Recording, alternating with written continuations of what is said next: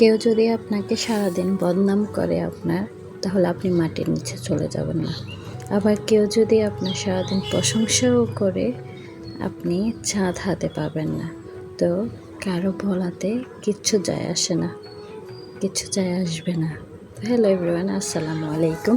কাছে দূরে দেশ ও দেশের বাইরে যেখান থেকে দেখতেছেন, আশা করি সবাই ভালো আছেন। আমিও ভালো আছি, আপনাদের দোয়ায় আলহামদুলিল্লাহ।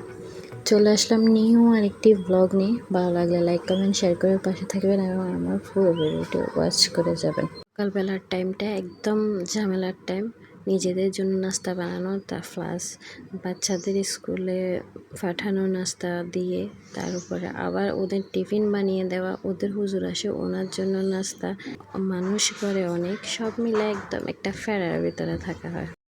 ওদের জন্য টিফিন বানিয়ে দিতে হলে সেটা যদি আমি আগের দিন বানিয়ে রেখে দিতে পারি তাহলে পরের দিন সেটা খুব একটা ঝামেলা হয় না।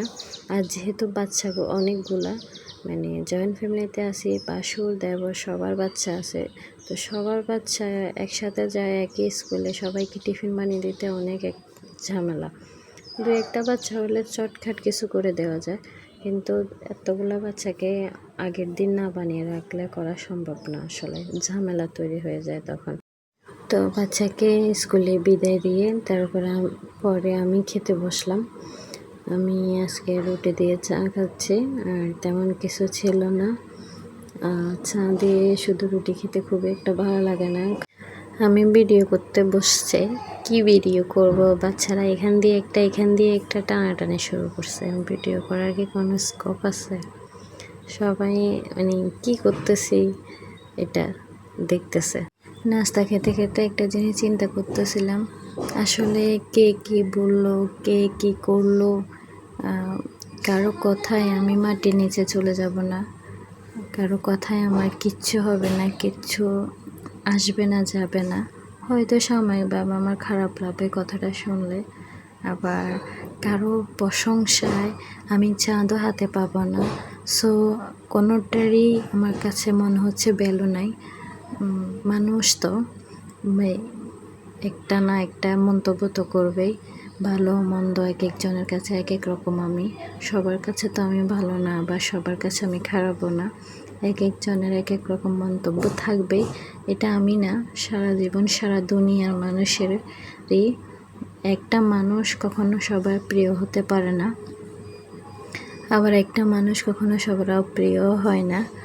তো এইসব চিন্তা করতে করতে আমার খাওয়া শেষ হয়ে গেল। এদিকে অনেকগুলো কই মাছ নিয়ে আসছে। কই মাছগুলো একদম দেশীয় কই মাছ, আমাদের একদম তরতাজা। তো তার উপরে আমার ননদে আবার ইলিশ মাছ নিয়ে আসছে, তো ইলিশ মাছও করতেছে আমার ননদে। তো আমার রান্নাবান্না সব কমপ্লিট। শাকভাজি করছে, লাউ রান্না করছে, তারপরে কই মাছ রান্না করছে টমেটো দিয়ে, খুবই মজা হয়েছে রান্নাটা। এদিকে আমি আমার বাচ্চাকে এখন খাওয়াইতে নিয়ে আসলাম। বাচ্চাটা খাবে না, জেদ ধরে আছে, নিজের হাতে খেতে চাচ্ছে, যেটা মানে ও তো খাবেই না, শুধু শুধু সময়টা কতক্ষণ নষ্ট হবে এতটুকু। তো আমি খাওয়াই দিচ্ছি। ওরা যদি পেট ভরে খায় তাহলে আমার কাছে আমি না খেলেও তৃপ্তি লাগে। ওরাই সব কিছু, ওদের খাওয়া যেদিন খায় না ওরা, সেদিন আমার মনে হয় যে আমার কি, আমার মেয়েটা তো খেলো না, আমি খেয়েও শান্তি পাই না, শুয়ে বসে কাজ করেও শান্তি পাই না। আসলে সব মা বাবাই এরকম। তো আমার সারাদিনটা এভাবে গেল আজকে। এখন বিকালবেলা এগুলো হচ্ছে তো চটপটির আয়োজন করা হয়েছে, অনেকগুলো চটপটি রান্না করছে। তো আমাদের মাটির ফাঁকের ঘর, প্লিজ ইগনোর, কেউ কিছু মনে করবেন না। আসলে গ্রামাঞ্চল, তার উপরে মাটির ঘর হলে তার কিছু পরিবেশটা এর থেকে খুব একটা। তো যাই হোক, আমার ভিডিওটি কে কোথা থেকে দেখতেছেন অবশ্যই কমেন্ট করে জানাবেন। আমার ভিডিওটি কেমন লেগেছে সেটাও জানাবেন। আমাদের চটপটি কিন্তু অনেক মজা হয়েছে, আমি অনেকগুলো চটপটি খাইছি, এটা তো বলতে ভুলে গেলাম। তো আজকে এই পর্যন্ত, আল্লাহ হাফেজ, আসসালামু আলাইকুম।